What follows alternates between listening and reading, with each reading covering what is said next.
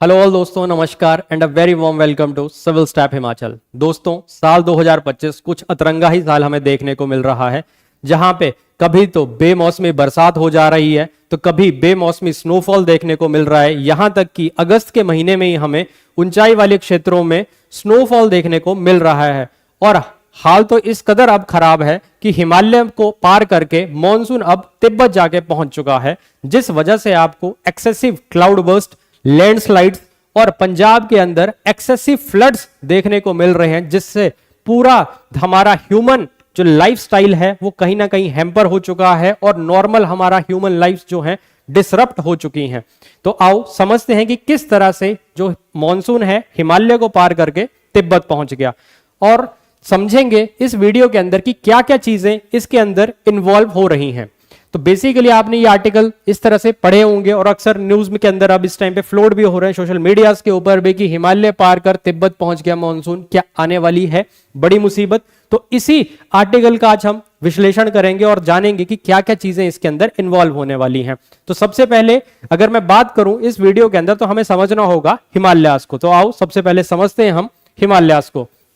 तो हिमालयास की अगर मैं पर्टिकुलरली बात करूंगा यहां पे, तो हिमालयास को हम जनरली 4 मेन डिफरेंट जोन्स में डिवाइड करते हैं, जिसमें कि एक जोन जो आपका बिल्कुल जो जोन है ये, इस जोन को हम बोलते हैं जो सबसे नदरन मोस्ट जो जोन की अगर मैं बात करूंगा यहां पे, that is your greater Himalayas. इसके बाद एक और जोन आएगा that is known as your lesser Himalayas, और इसके नीचे बिल्कुल एक और जोन आएगा जिसको मैं कह दूंगा शिवालिक। क्लियर है बात?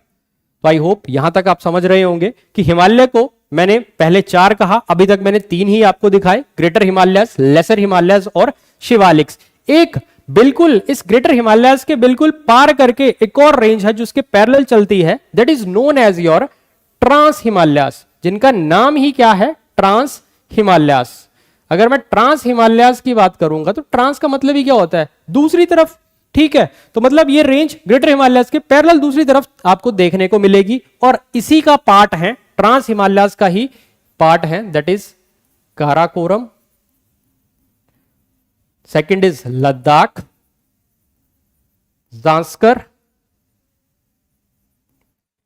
इवन कैलाश रेंज भी अगर आपने देखा होगा वो भी इसी का पार्ट है। तो इसी चीज को मैंने यहां पे इस मैप के थ्रू आप ये देख पा रहे होंगे, this is your Shivalik range जो बिल्कुल आउटर मोस्ट रेंज है, ये आपकी जांस्कर रेंज है जो कि ट्रांस हिमालयास का पार्ट है। और अगर मैं तिब्बत की बात करूं तो तिब्बत आपका कहीं ना कहीं ट्रांस हिमालयन रेंज के अंदर आपको देखने को मिलता है। तो इट मींस तिब्बत के अंदर आपको ट्रांस हिमालयन रेंजेस देखने को मिलेंगे। इट मींस क्या बात हो रही थी, जैसे पूछा भी गया है, वीडियो के अंदर बताया जा रहा है आपको कि बेसिकली जो मॉनसून है कि मॉनसून की विंड्स मैक्सिमम आपको यहां तक देखने को मिल रही थी जो कि नॉर्मल कंडीशन है। बट इस बार मॉनसून ने क्या किया कि इस बार ये मॉनसून जो है पर्टिकुलरली यहां तक आपको देखने को मिल रहा है, इस ग्रेटर हिमालयास को पार करके ट्रांस हिमालयास की तरफ चला गया और तिब्बत वाले क्षेत्र के अंदर आपको ये चीज ऑब्जर्व होती हुई देखने को मिल रही है। तो आओ समझते हैं कि चीज है क्या। पहले अगर आपको मैं बात करूं प्योरली, तो अगर आप ध्यान से देखेंगे कि हिमालय की जो एवरेज हाइट है, हिमालय की जो एवरेज हाइट आपको देखने को मिलती है वो है आपकी that is 6 kilometre. Average height of Himalaya is 6 kilometre. और यहां पे अगर मैं बात करूं तो यहां पे ये लेयर ऑफ एटमॉस्फेयर इंपॉर्टेंट इसलिए हो जाता है कि यहीं से आपको पता चलेगा कि हिमालयस की पहले मैकेनिज्म क्या है, कि हिमालयस काम किस तरह से करते हैं, कि वहां पे बारिश स्नोफॉल का कारण क्या था नॉर्मल, और क्यों अब ये चीजें डिसरप्ट होती हुई नजर आ रही हैं। अगर आप देखेंगे तो मैक्सिमम जितनी भी वेदर एक्टिविटी होती है वो सारी आपको ट्रोपोस्फेयर के अंदर देखने को मिलती है। तो ये रही आपकी ट्रोपोस्फेयर। अगर मैं पर्टिकुलरली बात करूं तो इसी ट्रोपोस्फेयर के अंदर अगर आप ध्यान से देखेंगे माउंट एवरेस्ट तक देखने को मिल रहा है आपको, तो पर्टिकुलरली जितनी भी वेदर एक्टिविटीज आपको इस ट्रोपोस्फेयर के अंदर देखने को मिलती हैं। और इसकी हाइट की अगर मैं बात करूं तो 0 से लेके 15-16 किलोमीटर तक आपको इसकी एवरेज हाइट देखने को मिल जाती है, और कुछ केसेस के अंदर ये 20 किलोमीटर तक भी आपको देखने को मिलती है। बट अगर मैं बात करूं कि ओवरऑल अगर मैं मॉइस्चर कंटेंट की बात करूं तो 90% ऑफ द मॉइस्चर जो पूरे एटमॉस्फेयर का है वो आपको कहां देखने को मिलता है, इसी ट्रोपोस्फेयर के अंदर देखने को मिलता है, जो कि बारिश के लिए एक बहुत इंपॉर्टेंट फैक्टर है मॉइस्चर का होना। तो जो मॉइस्चर है आपका वो 90% इसी ट्रोपोस्फेयर में है, और उस 90% में भी अगर मैं पर्टिकुलरली बात करूं तो प्योरली जो 90% जो आपको पूरा जो ट्रोपोस्फेयर के अंदर जो मॉइस्चर देखने को मिलेगा वो देखने को मिलता है शुरू के 6 किलोमीटर के अंदर ही। अब ध्यान से समझना इस चीज को कि शुरू के 6 किलोमीटर के अंदर ट्रोपोस्फेयर के आपको क्या देखने को मिल जाएगा, इस 6 किलोमीटर के दायरे के अंदर ही आपको 90% नमी देखने को मिल जाएगी। तो मैक्सिमम जितना भी आपका मॉइस्चर कंटेंट है 90% एटमॉस्फेयर का शुरू के 6 किलोमीटर में ही है आपके ट्रोपोस्फेयर के। और एवरेज हाइट कितनी थी हिमालयाज की, दैट इज 6 किलोमीटर। तो अब इसकी लिंकेज देखो कि क्या इनकी लिंकेज है। अब इसकी लिंकेज आपको यहां समझ आएगी। इसके लिंकेज का कारण यह बनता है कि आप देखेंगे कि जनरली माउंटेनियस रीजन के अंदर जो रेनफॉल होता है that is known as your orographic rainfall. अब होगा क्या यहां पे इस ओरोग्राफिक रेनफॉल से, अब बेसिकली कहानी यह होती है कि ओरोग्राफिक रेनफॉल में क्या होगा कि गर्म हवा आएगी नीचे से और वो ऊपर उठेगी, क्योंकि गर्म हवा की टेंडेंसी है कि जैसे हवा गर्म होगी वो ऊपर उठेगी। अब जैसे ही ये हवा ऊपर उठेगी माउंटेन बैरियर मिलेगा, ये इनको ऊपर उठाएगा और ऊपर चल के बादल बनेंगे और वाटर वेपर कंडेंस फॉर्म में होके प्रेसिपिटेशन कर देंगे ये यहां पे। अब इस एयर की अगर मैं कैरेक्टरिस्टिक की बात करूंगा तो ये एयर कैसी है, ये है मॉइस्ट एयर। अब जैसे जैसे ये ऊपर जाएगी ये हवा में जो वाटर ड्रॉपलेट्स होंगे प्रेसिपिटेशन करेंगे और ऊपर तक आते आते ये हवा क्या हो जाएगी, बिल्कुल ठंडी हो जाएगी, कोल्ड हो जाएगी। और कैसी हवा हो जाएगी, अब इसके अंदर कोई मॉइस्चर नहीं होगा, ये ड्राई हो जाएगी। और कोल्ड और ड्राई होने की वजह से ये इधर को डिसेंड करेगी, सिंक करेगी निचली वाली साइड को। और यहां पे इस हिस्से के अंदर आप देखोगे तो ये पूरी तरह से ये एक बैरन लैंडस्केप होगा, जिसकी वजह से यहां पे इसको कहा जाएगा that is known as your rain shadow zone. तो इसलिए आप देखेंगे कि ये जो हिमालय वाला जो ग्रेटर हिमालय वाला रीजन है वहां पे आपको ज्यादा वेजिटेशन देखने को मिलेगी, क्योंकि शुरू के 6 किलोमीटर के अंदर ही एवरेज हाइट हिमालय की 6 किलोमीटर, मॉइस्चर कंटेंट भी आपका शुरू के 6 किलोमीटर ट्रोपोस्फेयर के अंदर, जिस वजह से इस हिस्से के अंदर आपको वेजिटेशन देखने को मिलेगी। और जो रिमेनिंग हिस्सा है दूसरी साइड का, जिसको कि अगर मैं कहूं तो ये आपकी लीवर्ड साइड के नाम से जो जाना जाता है, इसी को मैं क्या बोलूंगा, रेन शेडो जोन। इस वजह से आप देखेंगे भी अगर हिमाचल के अंदर मैं बात करूं तो स्पीति वाला रीजन है, लद्दाख रीजन है, या आपका जो तिब्बत रीजन है अगर ओवरऑल मैं बात करूं तो वो इसी वजह से वो क्या है, that is the dry landscape है वो। इसी वजह से आपको वहां पे ड्राई लैंडस्केप या बहुत कम वेजिटेशन देखने को मिलते हैं, क्योंकि वहां पे बारिश ही नहीं होती है। तो आई होप यहां तक आपको क्लैरिटी मिल गई होगी कि हिमालय किस तरह से यहां पे साउथ वेस्ट मॉनसून के साथ मिलके बारिश करता है, किस तरह से वो वेजिटेशन को ट्रिगर करता है इस रीजन के अंदर। बट ट्रांस हिमालय के अंदर वही चीजें ड्राई लैंडस्केप में कन्वर्ट होती हैं। क्लियर हो गई कहानी।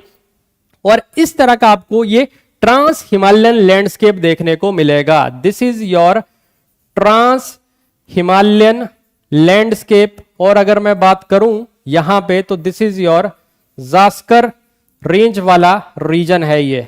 क्लियर है बात, this is your Zanskar range region, Ladakh region आपको यहां पे ये दिख रहा होगा। ये सारा जितना भी रीजन है ये सारा आपका तिब्बतियन रीजन। इस तरह का लैंडस्केप आपको देखने को पर्टिकुलरली यहां पे मिल जाएगा। तो ये इस तरह से अगर आप ध्यान से देखेंगे ये जितनी भी चीजें हैं यहां पे बिल्कुल ड्राई वेजिटेशन एरिया देखने को मिलेगा। क्लियर हो गई कहानी, ड्राई वेजिटेशन एरिया। क्यों? क्योंकि यहां पे स्नोफॉल क्या है, सॉरी रेनफॉल इज टोटली बहुत नेग्लिजिबल है। यहां पे नेग्लिजिबल रेनफॉल आपको देखने को मिलता है और इसी वजह से हमें इसको क्या कहलाता है, ये कोल्ड डेजर्ट कहलाया जाता है। ये क्या कहलाया जाता है, कोल्ड डेजर्ट कहलाया जाता है। तो आई होप यहां तक आपको चीज क्लियर हो गई होगी।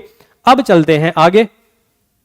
अब रिसेंटली ये आर्टिकल आपने सुना होगा, मॉनसून मिरेकल और meteorological disaster, south west winds defy Himalayan barrier reach Tibet. तो अब मेन टेक्निकलिटी की तरफ चलते हैं कि अब हुआ क्या यहां पे बेसिकली। अब अगर आप ध्यान से देखेंगे तो इसका मुख्य कारण है क्लाइमेट चेंज, और क्लाइमेट चेंज में भी पर्टिकुलरली अगर मैं बात करूं that is the global warming. तो ग्लोबल वार्मिंग से क्या हुआ, इंक्रीज हो रहा है टेम्परेचर वर्ल्ड वाइड, जिस वजह से रीजनल वेदर के अंदर आपको चेंजेस देखने को मिल रहे हैं। अब ये जो खास करके ग्लोबल वार्मिंग है ये किस तरह से इंपैक्ट करेगा, अब इस चीज को समझना यहां पे। अभी तक आपने समझा कि जो साउथ वेस्ट मॉनसून है मैक्सिमम कहां तक जाएगा, ग्रेटर हिमालय तक जाएगा, वहीं से वहां पे वो रेंजेस हैं वहीं बारिश करेंगी, और आगे चल के वो दूसरी तरफ जो है ट्रांस हिमालयन साइड पे आपको बिल्कुल रेन शेडो जोन बनता हुआ नजर आएगा। पर इस बार हुआ क्या, इस बार आपने देखा कि पर्टिकुलरली टेम्परेचर जो था नॉर्मल कंडीशन से, जो टेम्परेचर की कंडीशन थी जो नॉर्मल से क्या था, अगर मैं पर्टिकुलरली बात करूं यहां पे कि नॉर्मल कंडीशन से क्या था, ज्यादा था। नॉर्मल कंडीशन से जब टेम्परेचर ज्यादा होगा तो खुद सोचो कि गर्म हवा की टेंडेंसी क्या है, और ऊपर उठेगी वो, तो वार्म एयर जो होगी वो और ज्यादा हाइट पे जाएगी। क्लियर है बात। अब होता क्या है कि जो एवरेज हाइट है हिमालयाज की वो 6 किलोमीटर है, बट इस बार क्या हुआ, जो वार्म एयर थी टेम्परेचर कंडीशन की वजह टेम्परेचर ज्यादा, तो वार्म होने की वजह से ये हवा और ज्यादा ऊपर उठ गई, और जब ये और ज्यादा ऊपर उठेगी तो ऑब्वियस सी बात है कि वहां पे और हाई रेंजेस पे अब क्या होगा, आपको रेनफॉल देखने को मिलेगा। इसके साथ साथ जो रेनफॉल पर्टिकुलरली इस जोन के अंदर होना था अब इस जोन के अंदर जाके होना शुरू हो गया। इस चीज को और ज्यादा किसने बढ़ावा दिया, इस चीज के साथ साथ वेस्टर्न डिस्टर्बेंस साथ में क्लब कर गया। अब हुआ क्या कि अब समझते हैं पहले ये वेस्टर्न डिस्टर्बेंस होती क्या है। वेस्टर्न डिस्टर्बेंस बेसिकली एक एक्स्ट्रा ट्रॉपिकल साइक्लोन होते हैं जो कि डेवलप होते हैं मेडिटेरियन सी में, और यहां से ये ब्लैक सी कैस्पियन सी होते हुए मॉइस्चर कंटेंट लेके आते हैं, और खास करके ईरान अफगानिस्तान पाकिस्तान होते हुए इंडिया के अंदर जिस टाइम पे कोल्ड कंडीशंस हैं, क्योंकि आप ध्यान से समझना इस चीज को कि कोल्ड कंडीशंस होंगी तो ऑब्वियस सी बात है रेनफॉल उतना नहीं होगा। क्यों, क्योंकि ज्यादा हाइट पे बादल जाएंगे नहीं और मॉइस्चर होगा नहीं उतना, तो इसलिए ऑब्वियस सी बात है कि बारिश जो होगी बहुत लो लाइंग रीजन के अंदर ही देखने को आपको मिलेगी। तो इसलिए ये जो वेस्टर्न डिस्टर्बेंस है ये आपके खास करके नॉर्थ वेस्ट रीजन, अगर मैं कहूं पंजाब हरियाणा वाला जो रीजन है और हिमाचल वाला रीजन, उसके लो लाइंग एरियाज के अंदर ये क्या करता है, रेनफॉल करेगा। ये क्या करेगा, पर्टिकुलरली लो लाइंग रीजन के अंदर रेनफॉल करेगा। ये क्या हो रहा है, रेनफॉल। अब ये जो रेनफॉल है ये किसके लिए बेनिफिशियल है, यहां की राबी क्रॉप्स के लिए। किसके लिए, राबी जो आपकी क्रॉप्स हैं, क्लियरली खास करके। और अगर मैं बात करूं यहां पे वेस्टर्न डिस्टर्बेंस की, तो वेस्टर्न डिस्टर्बेंस जनरली आपको देखने को मिलते हैं दिसंबर, जनवरी और बहुत हद तक फरवरी तक। पर इस बार इस क्लाइमेट चेंज की वजह से कारण क्या हुआ कि ये जो वेस्टर्न डिस्टर्बेंस है पहली बात नॉर्मल फ्रीक्वेंसी से ज्यादा आए, और अपने निर्धारित समय से जो चीज जनवरी फरवरी तक आनी थी अब वो और ज्यादा एक्सटेंड होके लेट आई, और यहां तक कि मार्च अप्रैल मई तक आपको इस टाइम पे वेस्टर्न डिस्टर्बेंस देखने को मिले, जिस वजह से पर्टिकुलरली आपको अब क्या देखने को मिलेगा इस चीज को, जिस वजह से इसी टाइम पे अगर मैं स्पेसिफिकली बात करूं तो इसी टाइम पे साउथ वेस्ट मॉनसून का भी कहीं ना कहीं आगमन हो गया था, और इस बार नॉर्मल से पहले ही मॉनसून इंडिया के अंदर आ चुका था। अब दोनों ही चीजें, एक तो वेस्टर्न डिस्टर्बेंस लेट आया और उधर से आपका साउथ वेस्ट मॉनसून अर्ली, अगर दोनों ही क्लब कर गए, जिस वजह से ये हवाएं दोनों ही केसेस के अंदर दोनों को क्या मिला, वार्म टेम्परेचर मिला। ऑब्वियस ही बात है, अदरवाइज नॉर्मल केस में क्या होता था कि वेस्टर्न डिस्टर्बेंस जो है ठंडे टाइम पे आएगा तो उतना टेम्परेचर नहीं होता, तो रेनफॉल भी लिमिटेड अमाउंट में आपको देखने को मिलती थी। पर वेस्टर्न डिस्टर्बेंस क्या हुआ, लेट आया, गर्म टेम्परेचर मिला, हवा और ज्यादा उठी, और ऊपर से साउथ वेस्ट मॉनसून के टाइम पे टेम्परेचर वैसे ही हाई था, तो दोनों क्लब करके ये और हाइट पे आपको देखने को मिले। और इसी वजह से जो मॉनसून की जो विंड्स थी वो क्रॉस कर गई अपनी नॉर्मल कंडीशन को, ग्रेटर हिमालय को, और कहां पहुंच गई, जास्कर रेंज के अंदर पहुंच गई, और जहां पे उन्होंने लगभग 100 mm के आसपास ही 24 घंटे के अंदर रेनफॉल कर दिया, जिस वजह से रिवर्स के अंदर मैक्सिमम वॉल्यूम ऑफ वाटर आ गया, और जिसने काफी वाइड स्प्रेड लेवल पे डिवास्टेशन की और क्लाउड बर्स्ट तक जैसी हमें घटनाएं देखने को मिली। तो अब मैं यहां पे आपको बताता हूं कि नॉर्मल केस के अंदर अगर मैं पर्टिकुलरली बात करूं तो यहीं तक आपको क्या देखने को मिलना था, ये नॉर्मल केस है जब आपको यहां पे पर्टिकुलरली रेनफॉल देखने को मिलेगा। तो यहां पे जो आपको रेनफॉल था वो यहां पे मैक्सिमम इस रीजन तक देखने को मिलना था। This is your normal case, जहां पे ये वाला जो रीजन है, अगर मैं पर्टिकुलरली बात करूं इस रीजन की, तो ये आपकी greater Himalayas, lesser Himalayas, Shivalik range आपको देखने को मिल रही है। ठीक है, ये था नॉर्मल केस के अंदर की मैक्सिमम जो आपको बारिश देखने को मिलेगी, कहां तक, इन्हीं ग्रेटर हिमालयस तक देखने को मिलेगा मैक्सिमम रेनफॉल। क्लियर है बात? अब आपको पता है कि इन हिमालयस के अंदर बेसिकली क्रॉस कैसे हुई, क्योंकि ऐसे तो ये एक बैरियर का काम कर रहे हैं पर्टिकुलरली, पर नॉर्मली अब यहां पे होता क्या है, क्योंकि जिस हिसाब से यहां पे टेम्परेचर क्या हुआ, टेम्परेचर का इंक्रीमेंट हुआ, टेम्परेचर के इंक्रीमेंट से क्या हुआ, एयर जो थी, एयर की जो हाइट थी वो और ज्यादा इंक्रीज कर गई। अब जब ये इंक्रीज की तो आपको पता है कि यहां पे अगर मैं पर्टिकुलरली बात करूं इस जोन के अंदर, यहां पे this is your Zanskar range, यहां पे आपको जास्कर रेंज देखने को मिल जाती है पर्टिकुलरली। अब आपको पता है कि यहां पे अगर मैं बात करूंगा, अगर इनको मैं लेबलिंग कर देता हूं ग्रेटर हिमालयस, लेसर हिमालयस और आउटर हिमालयस, शिवालिक्स। क्लियर है बात?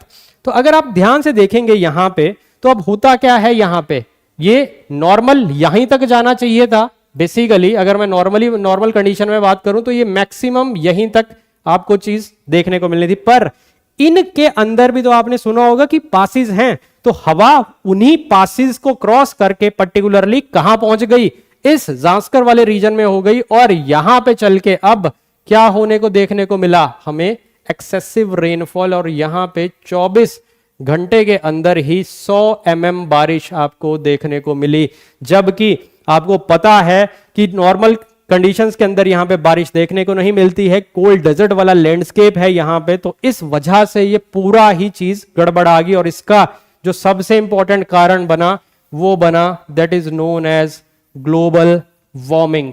और इसी ग्लोबल वार्मिंग के अब हमें परिणाम भुगतने पड़ रहे हैं, और इसका साफ साफ इंडिकेशन है कि अब ये सिचुएशन बहुत ज्यादा अलार्मिंग हो चुकी है।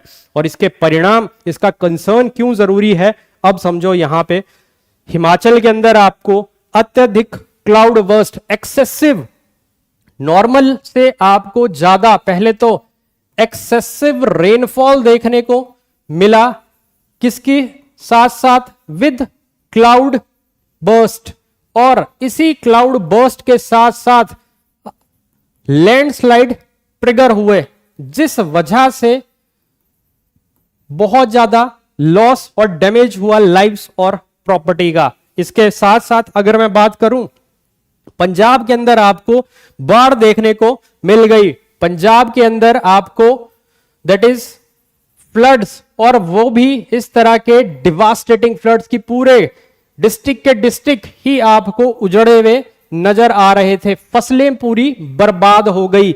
इसका सबसे बड़ा इंपैक्ट अगर कहीं देखने को मिलेगा तो वो देखने को मिलेगा हमारी फूड सिक्योरिटी के ऊपर, और सबसे बड़ा इंपैक्ट जो हमें इसका देखने को मिलेगा दैट इज फूड सिक्योरिटी, क्योंकि पंजाब में जिसे नॉर्थ प्लेन्स जो कि ग्रेनरीज है इंडिया की, अगर मैं बात करूं तो जिसकी वजह से आपको यहां पे क्या देखने को मिलेगा, बिल्कुल डिवास्टेटिंग इंपैक्ट देखने को मिलेगा। आपकी फूड जो सिक्योरिटी है वो पूरी तरह से हैम्पर होती हुई नजर आएगी, फूड जो है, फूड क्राइसिस आपको देखने को मिलेगा।